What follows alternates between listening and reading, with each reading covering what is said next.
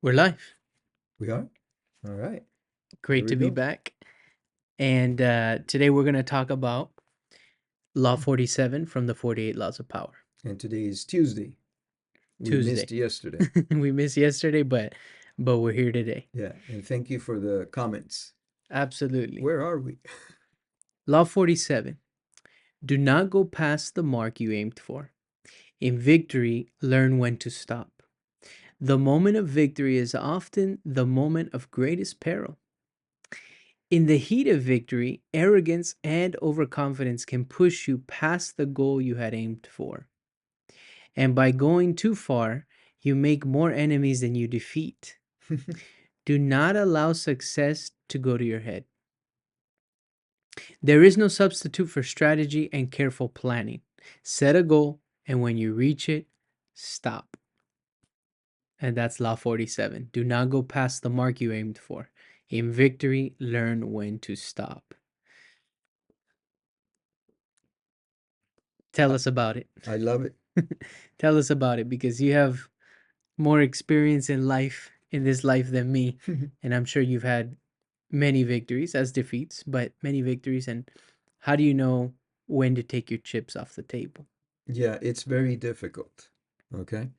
Um, so I'll give you an example that happened like 5, 6 years ago. 5 years ago? Yeah, Hmm. 5 years ago. So I bought an insurance agency, and for us, it was a big move forward. Shortly after I got this agency, there was another agency that came up for sale. It was a smaller one, but nevertheless, it was an opportunity. I passed on it. And it was one of the most difficult things I've done in a long time. This is 5 years ago, okay? And I passed on it because my warriors, which is my staff, they would not have been ready, Hmm. okay? I wanted to get it. I was all for it. I even went through some primary negotiations on it. It was a smaller agency, so potentially it wouldn't have been that big of a deal to add it on. Hmm. Okay. But that's my mindset. I had a meeting um, just briefly, superficially, and I threw up in the air the idea that maybe, something else might come up. I didn't say something had come up. And the reaction from the staff was, oh my goodness, I hope not anytime soon because we're overwhelmed with the adjustments that we have to make and the Yeah, number of people. And because every time I buy an agency, one of the things that I do is I bring one or two, as many as I can, of the workers, the staff that were there, because they know the that clients. clientele. Yeah, they know Okay. that business. They know that business. Yeah, I also request the seller to stay with us for a while to put out some fires while we sure. get to know the people and they get to know us and what kind of service we provide and blah, blah, blah. And that's a smart thing to do, not just for insurance agencies, but for any other business that you buy. Yeah, because it's a shock when you have a new management.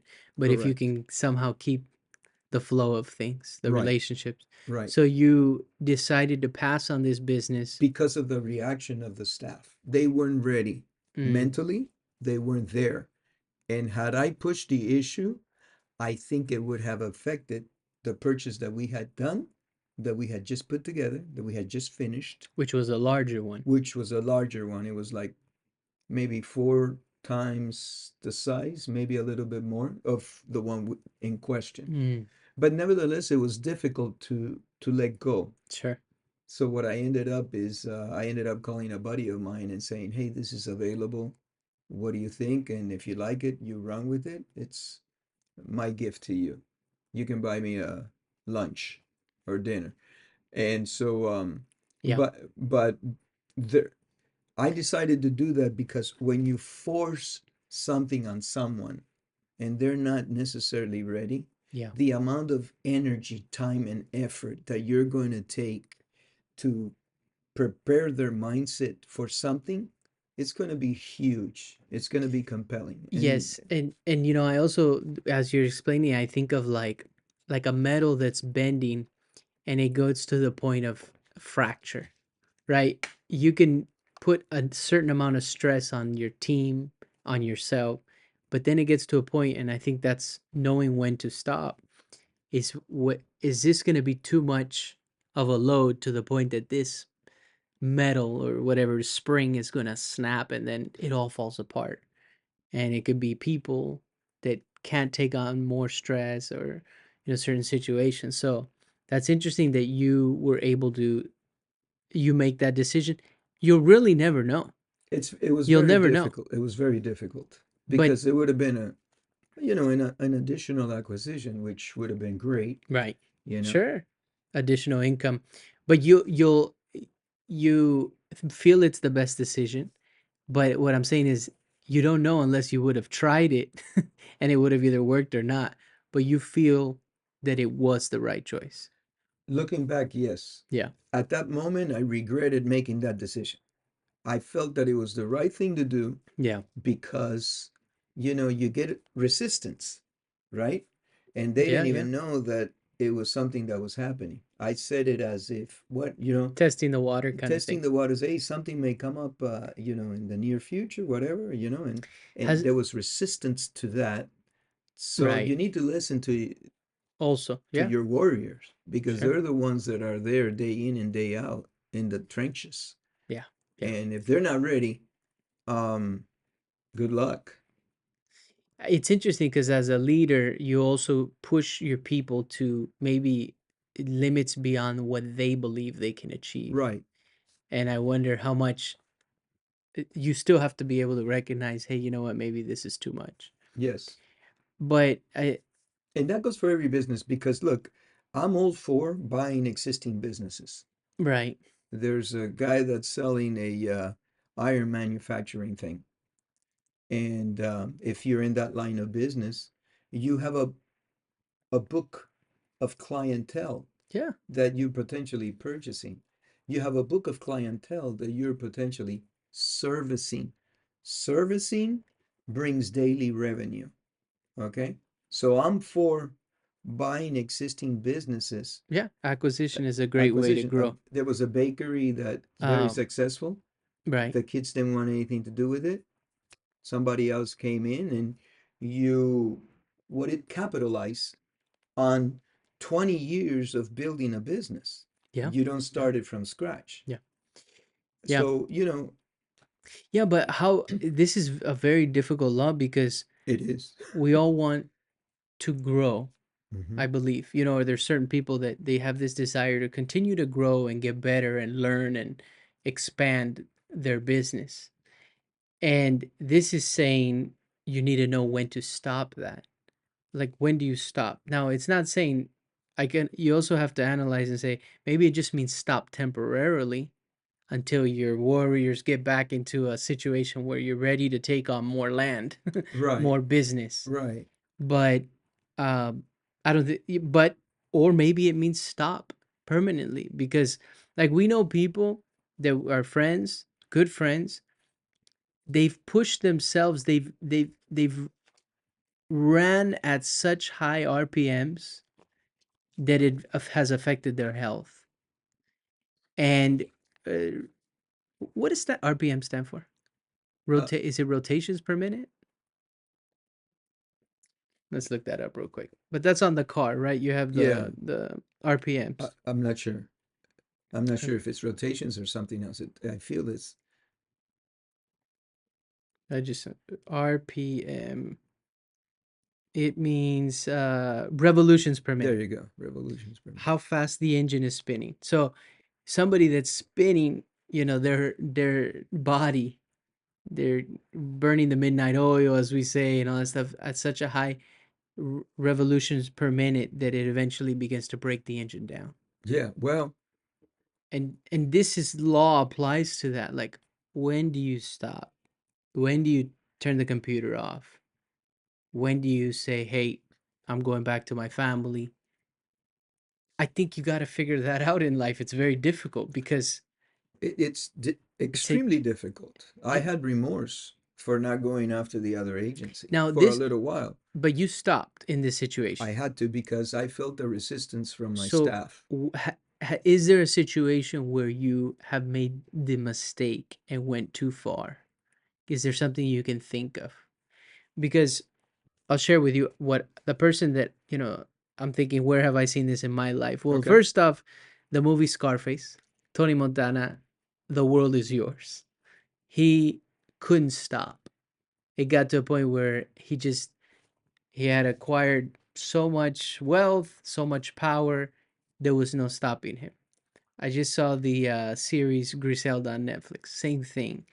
She could have, her husband came to her and said, "Hey, let's retire. We got all the money already. Let's take our kids and go back to Colombia or whatever. Let's retire."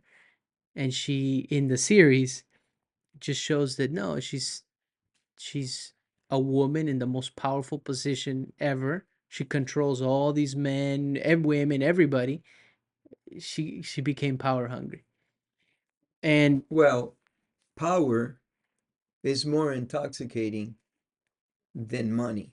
It comes to a point where the relinquish all that power and do what? right. So Re- it's like a rush, yeah, that you get like when you go gambling. sure. Okay.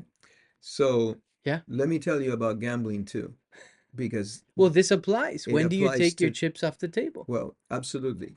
And I've seen it because I like to gamble a little bit and I've seen it, but let me tell you that. But so, you know, It's intoxicating. it's intoxicating because, success, like Robert Greene says, can get to your head, you know, and if you win, like Cyrus the Great, he won a battle, then he won another battle, then he won another battle and another battle. Then he took onto Babylon and he beat the Babylonians and he won against them.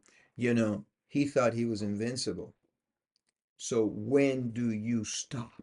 Hmm. You get to the point where power is more intoxicating than the luxury that money can bring you. You have everything already. It's a problem, Yeah. right? You Yeah, have all the luxuries already. yeah. Everything you can think of.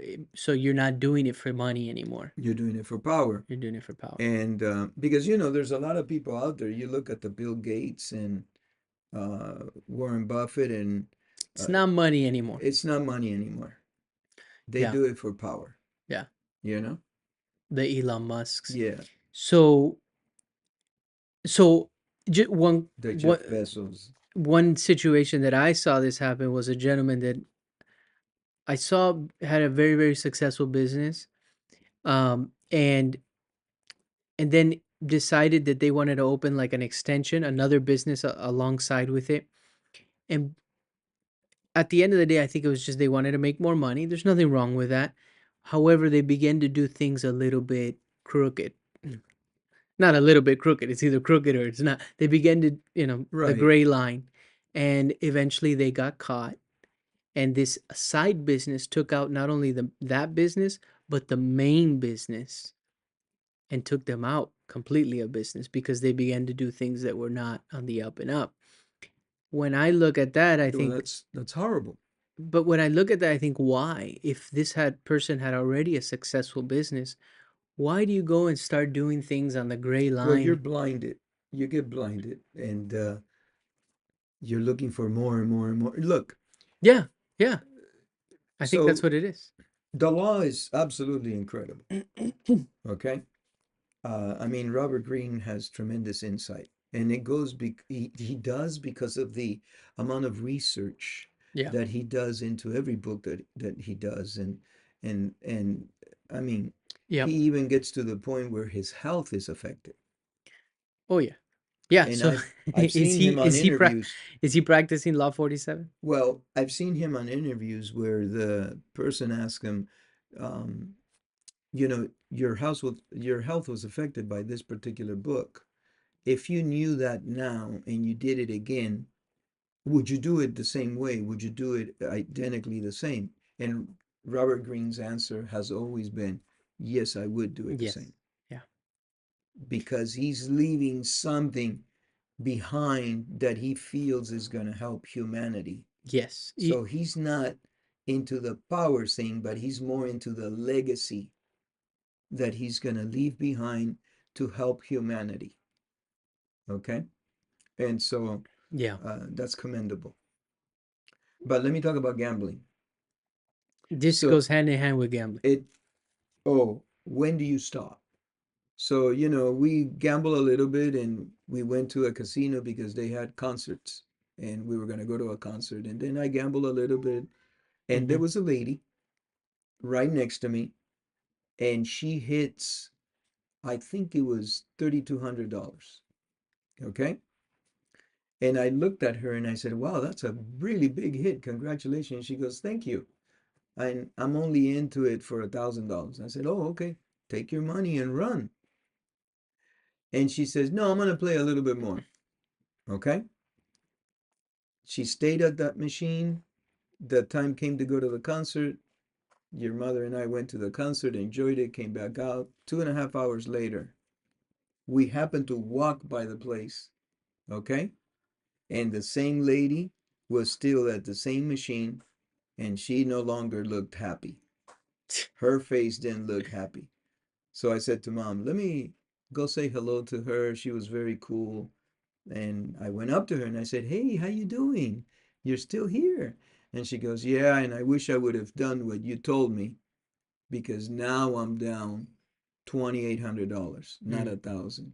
So she had taken the 3,200 that she had won, plugged it back into that machine, and she was now down an additional, I think, $1,800.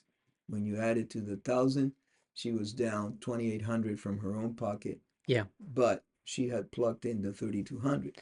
So she had gone through $7,000 more or less in a matter of 2.5 hours, Yeah. and she wasn't happy at all. And now she was chasing it, and she was twitching and a little bit nervous. She Yeah. was spending more than she could. So So what is that? What is that feeling in us? Like you said earlier, victory is contagious. What is that feeling that you can't get out? You can't get out of that situation. You want to keep playing. Is it because some people will call it greed, some people will call it um, some sort of addiction, it's right? an A, adrenaline rush. a dopamine hit, an Yeah, adrenaline dopamine rush. hit. So I think that if, what do I know about nothing? This is your This is opinion. just our I opinion. mean, based on our experience And of, you're looking at someone that has hit and stayed, yeah, yeah, and yeah, put it back. So yeah. it's not We've like, all done this in life. yeah.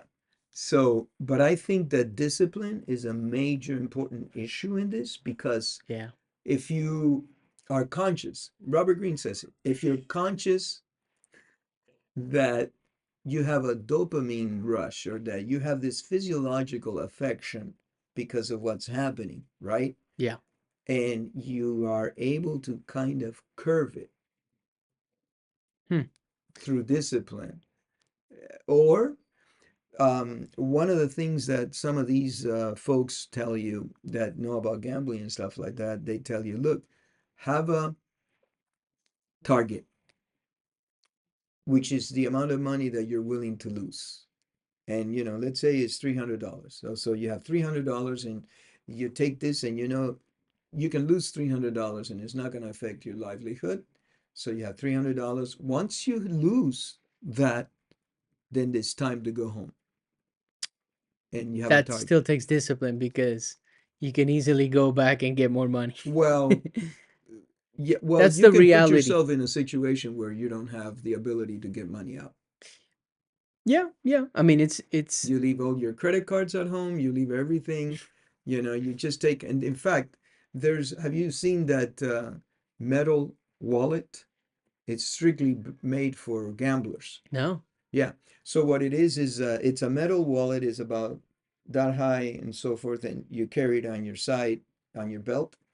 And what happens is that the idea is when you hit, you take some of the money and you put it in the metal wallet and you leave the key at home. You're not able to open that Hmm. metal wallet at the casino. Oh, I see. Oh, interesting. Yeah, I've never seen that before. yeah. And so you Wow. hit, you hit, And the idea is you take 50% or 40% of your winnings and you cash them, Stash it. put it in the metal wallet, but you don't have the key to open that. It's at home. Now you got some money in there, and then what it, and so if you have the fortune of hitting here and there, okay, now your money gets depleted, but not the one that's in here, and you have no, unless you take a hammer to that, it's a metal thing, and so that You know, control. I guess you can say that's a form of discipline. It You is a leaving form of you discipline. leaving the key Yeah, at home. Some people would argue that's not a disciplined person if they need to do that.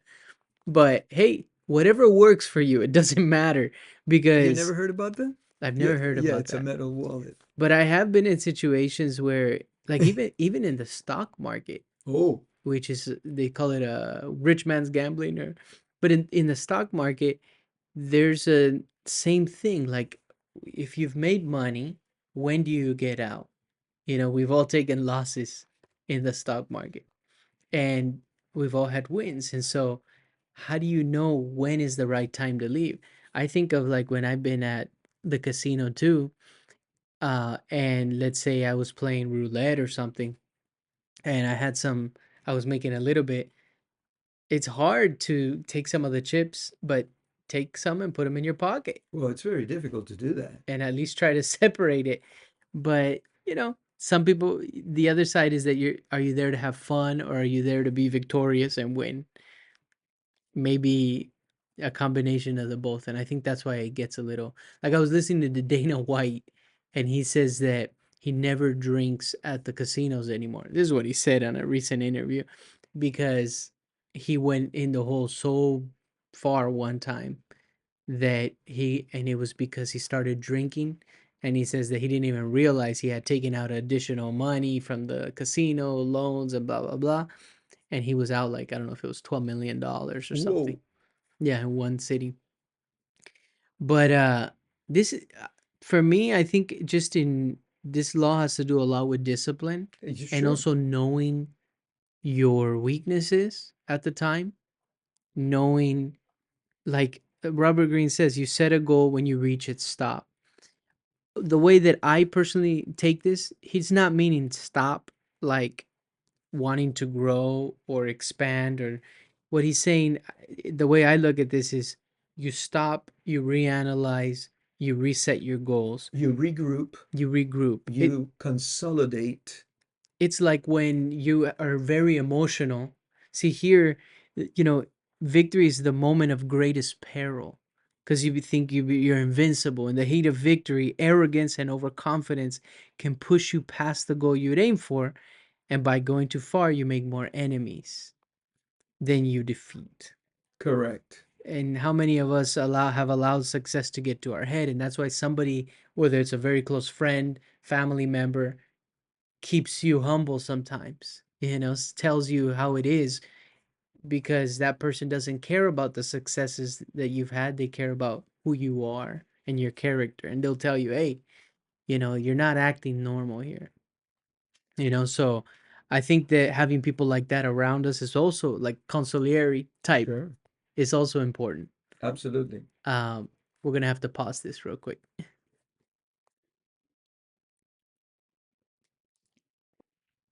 We live? We're live. We had a short interruption because we had the fire department over here and we didn't know if the place was on fire. So we had to attend to that. So, But I'm not sure exactly where we left off, but one thing that is for sure is that I think in life, I was talking about having people around us that can tell us when we're going too far, and in terms of when you set a goal and you reach it, stop, reassess, and then set a new goal. I don't think there's anything wrong with that. But when your judgment begins to be clouded, that's what Robert Greene says happened to Cyrus the Great. His judgment was clouded. correct, because he had won so many battles. And so he kept going and kept going. And then he eventually, Cyrus the Great, he uses the story of he goes into attack this one particular tribe of people. Mm-hmm. Is it the Massagatai? It's got an interesting name. Yeah, the Um, Massacreites. yeah, he lured them. He did like a a trick to them, right?